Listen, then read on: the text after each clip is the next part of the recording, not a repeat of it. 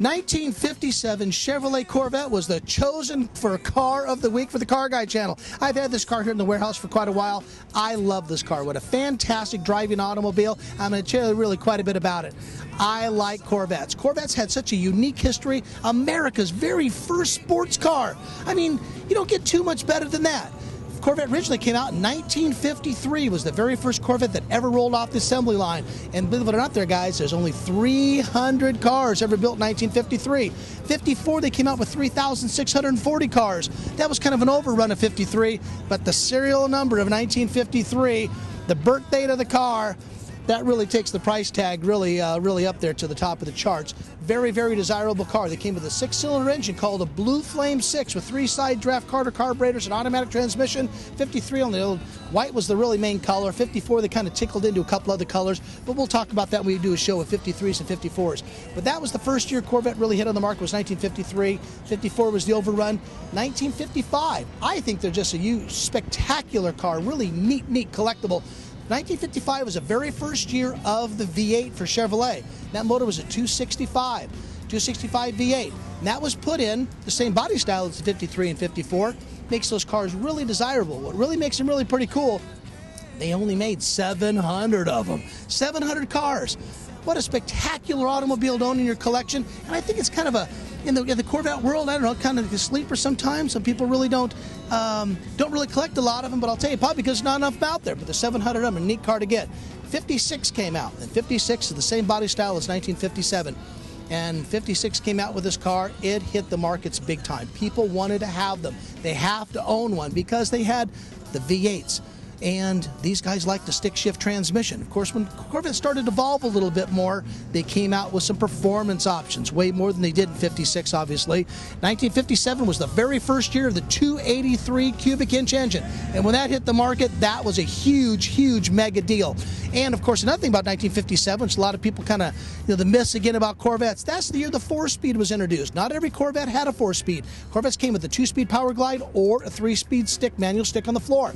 All of them were sold that way. 4-speed was an option. The hard tops on the car were an option. And they actually had another kind of a cool little option that was available for these cars was an emergency brake. When you pull the emergency brake, a little light would come on the little right by the center of the steering wheel. That was an option. Heater was an option. Hey gals, how many guys did you date without a heater in a car? But these guys did order them with or without heaters. Wonderbar radio was a real big deal for this car, called transistor Wonderbar radio. That's what they called them. They're really kind of a neat feature to have in the cars. 4-speeds. But let's get to the power. Guys, what power? 1957, they had a couple horsepower ranges. The base Corvette came with a 220 horsepower engine. Then they came out with a 245 horsepower carburetor with 2 4-barrel carburetors. And that's what this car here has. This car here is a 245 horsepower automobile with a 4-speed. So this car was ordered with a 4-speed. Numbers do match with this particular car. We'll talk about that later. Now, for a lot of you non-Corvette guys, this right here is called chrome shielding. If you notice, the shielding covers the whole complete distributor, and it covers the wires, and it covers the shielding that's on the bottom of the exhaust manifold that covers the spark plug wires. What that was originally for was really for the radio, and that right there would not allow any static to go let the radio operate. Believe it or not, it's kind of a pretty neat thing. The tacks in these cars all ran off the distributors on the latter cars, and on the early cars they all ran on the back of the generators. Like here's a little transducer, and this cable ran right into the car, and that's what operated the dash tack. Being 2.4s, these are actually factory small, little tiny. Some people actually call them cereal bowl style, but these right here are your small factory air cleaners, and that's really the way they left from the factory. A 250 horsepower car came with an automatic transmission, came with a 3-speed stick, and came with 4 speeds. That was a 250, kind of a low horsepower type cam they put into it, but you did get fuel injection, which I think is a really good driving car. They seem to drive better, hold up a little bit stronger, and there's quite a few of them out there, so that's a real desirable car. But when they came out with the Duntov, the 270 horsepower motor with 2 4-barrel carburetors, high lift cam, that was a big deal. Those camshafts today are sold at swap meets and still collectible even in our century today. And I got to tell you guys, really need to have them. They're a little bit temperamental. They're a little bit what I call, you got to take care of it. You got to use it. You got to abuse it. You got to go and keep setting the valves and whatnot. But then, They came out with a motor, which is the 283 engine, which all 57s had, but they came out with a motor with 283 horsepower. That was a fuel-injected motor with a high-lift cam, and believe me, guys, that thing scooted, and it ran like crazy. That was a fantastic car, fantastic motor, and those are very, very highly collectible and very rare. That's kind of the one some of the big high collectors really want, is a pretty well unmolested car with a high horsepower. These cars are just so collectible and just so neat to have, being fiberglass, and Corvette is still a fiberglass car even till today. The grill in these cars are just synonymous with Corvette. They only use this type of grill just for a few years, 56 and 57. They made some other changes as the other years went around with different breeds of cars. The real small, just kind of these little kind of half-moon chrome bumpers are just really neat, especially for the front for the license plate.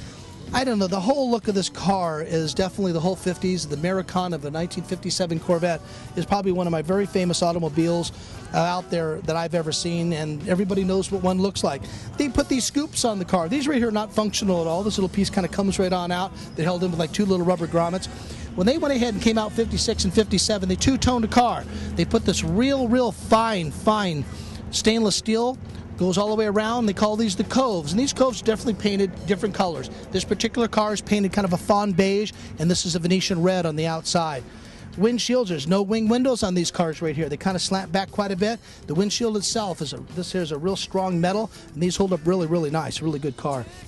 What I really think always have been really cool with the Corvettes, they take the exhaust and they go right through the body of the car, both sides. And I got to tell you, there's a lot of work to get that piping inside there to come on out.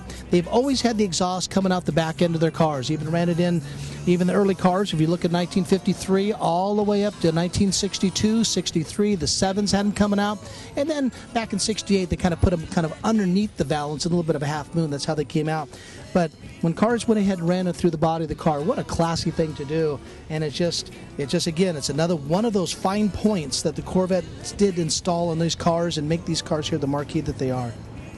1956 and 57, in a few years, the Corvettes went ahead and had a unique item in the back of the cars called a power top.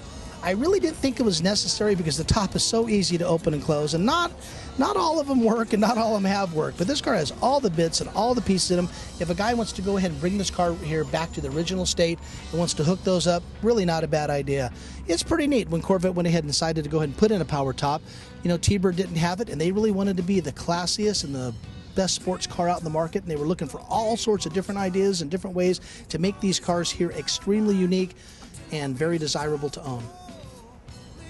For driving wise, what a great car to drive. They hold up really well. Doors are nice, thick, and they're heavy on a flat steering wheel, just like they had in the early Jaguars. What I always thought was kind of neat with 56 and 57 was the waffle interior, the waffle seats. I think it's really kind of neat that they had waffle seats in these cars. It's been synonymous throughout Corvette for all the years, and it's just something that just stays with them, and that's just what's out there on the cars. Hubcaps. They've used the hubcaps for really quite a few years on the Corvette. They didn't really change too many of those around. But I got to tell you, if you ever get a chance to drive one and you ever have the means to get one, this is kind of the car to get.